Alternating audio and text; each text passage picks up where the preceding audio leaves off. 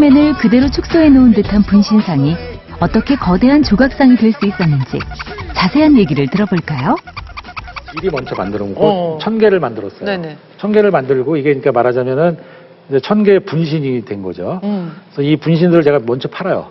전시를 통해서. 아, 그렇습니까? 예. 대신 전시하면서 이 우루과이 프로젝트에 대해서 설명을 하죠. 내가 여기 갈 건데. 아니, 실제로 지금 네. 이렇게 해서 돈을 모으시기 위해서 그 우루과이 프로젝트를 예. 성사시키기 위해서 이 전시를 한 거예요. 그러면 예. 모으셨나요? 모았죠. 저는 이제 이게 꿈 같은 얘기라고 생각하고. 아니, 진짜 다 필요한 만큼 모으셨나요? 다 필요한 만큼 거의 모인 것 같아요. 전 세계 1000개의 장소에 그리팅맨을 세우겠다는 꿈을 꾸는 유영호 작가. 그는 꿈을 이루기 위해 새로운 방법을 생각한 겁니다.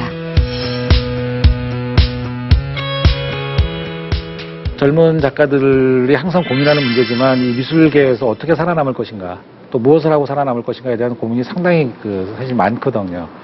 저도 물론 그 중에 하나인데 돈도 없고 어디서 돈을 마련할지도 모르고 했을 때 저도 그래서 그런 것이 조금만 우리가 생각을 달리 해보면은 가능할 수도 있다.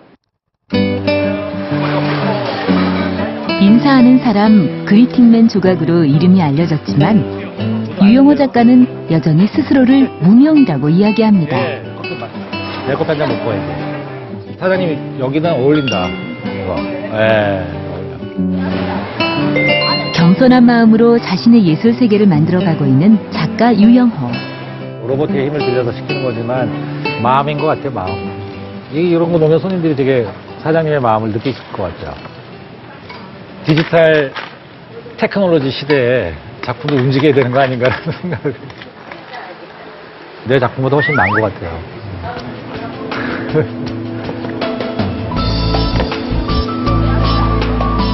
물건을 사고 파는 시장은 유영호 작가에게 가장 많은 영감을 주는 장소입니다. 그리팅맨 이전의 설치 작품 속에는 시장에서 파는 물건과 예술품의 가치에 대한 고민이 그대로 녹아있죠.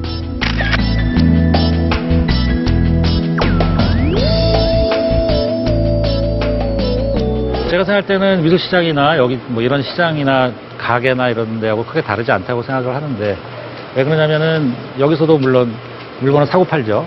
돈을 주고 원하는 어떤 물건을 얻게 되는 거고, 미술시장도 마찬가지로 돈을 주고 원하는 어떤 작품을 이제 얻게 되는데, 취급하고 다루고 생산하는 그런 물건들과 제가 만들고 또 그것을 이렇게 보여주고 하는 그런 작품들과의 어떤 가치의 차이들이 과연 있는가에 대한 그런 의문이 드는 거죠.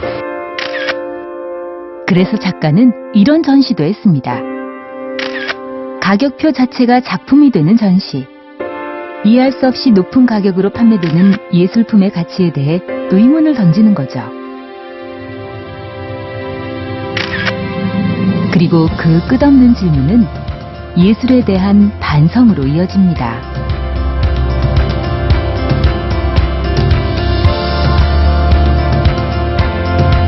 작가는 무엇에 대한 반성을 이야기하고 싶은 걸까요?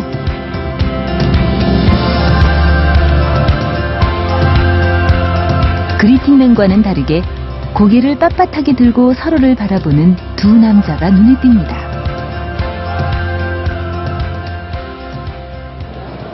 아주 팽팽하게 내 친구로 대립하고 있는 두 사람의 모습이 참, 아주 강렬하게 보이는데요. 여기 거울처럼 이쪽 면과 이쪽 면이 서로를 비치고 있습니다. 그래서 다 한 쌍씩 다 짝을 맞추고 있어서 거리가 먼 곳에 있는 그런 오브제들, 가까이 있는 것들이요, 마치 지금 거울이 없지만 거울로 서로를 바라보고 있는 것처럼. 서로 마주보고 있는 의미 없는 추상 조각들과 두 사람은 무엇을 의미할까요? 이제 지금 이 작업은 사실은 그리팅맨하고 좀 많이 다를 것 같지만 사실 저한테는 같은 내용입니다. 일반 대중들은 굉장히 쉽게 호응해주고 이해해주고 그냥 즐기시는데, 오히려 어떤 면에서는 미술계에 계신 분들은 너무 단순하고 쉬운 작업, 철학이 없는 작업처럼 이렇게 바라봐 줄 수도 있는 부분이 있더라고요. 어떻게 보면 그리팅맨은 저한테는 사실 굉장히 소중한 작업이거든요. 그런데 그럼 왜 그게 그렇게 쉽게 되지 않지? 혹은 인사의 어떤 의미나 메시지들이 왜 쉽게 받아들여지지 않는가에 대한 어떤 그 이유들을 한번 풀어헤쳐 놓은 게 이번에 작업들이고, 그래서 그 인사